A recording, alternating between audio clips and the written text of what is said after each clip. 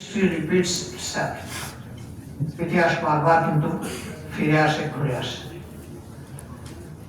আমরা একটা স্থায়ী সমাধান চাই।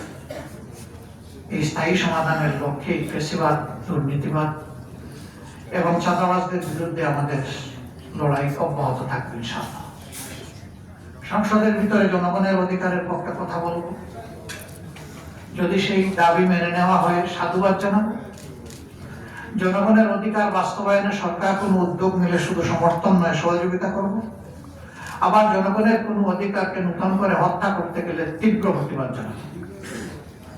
প্রতিবাদে কাজ হলে আলহামদুলিল্লাহ, না হলে প্রতিরোধ। আমরা থামবো না ইনশাআল্লাহ।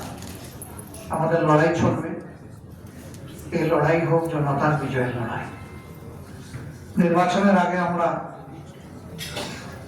বড় গলায় বলেছি, আমরা কোনো দলের বিজয় চাই না। আমার দলের নাম ধরেই বলেছিলাম যে এই দলের বিজয় চাই। আমরা চাই 18 কোটি মানুষের বিজয়। ওই বিজয় অর্জিত হয়নি, ভোটের অধিকার লঙ্ঘিত হয়েছে। সবকিছু এখন স্পষ্ট দিবালোকে এসেছে। তার সাক্ষীও পাওয়া যাচ্ছে। বিচার এখন জনতার আদালতে এবং সেই বিচারের রায় জনতার পক্ষে আসে।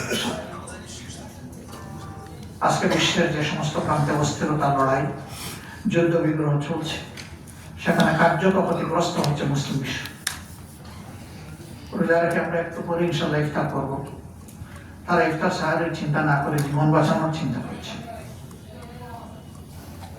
যারাই মানবতার উপরে জুলুম করবেন, আমরা তাদের বিরুদ্ধে এবং এই কাজের নিন্দা আমরা করেই যাবো। আমরা বন্ধ রাখবো।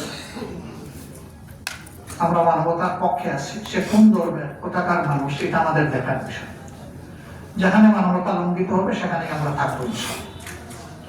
মানবতার বিজয় হোক এবং বাংলাদেশ, আমাদের সিনিয়র নেতা যে আফসোস করে গেলেন যে আমরা মানুষ হবো কবে, মনুষ্যত্ব আমাদের মধ্যে বিকশিত হবে কবে, সেই মনুষ্যত্বের বিজয় হোক। আল্লাহ তাআলার কাছে সে সাহায্য কামনা করে আমি কৃতজ্ঞতা জানিয়ে আমার বক্তব্য শেষ করছি।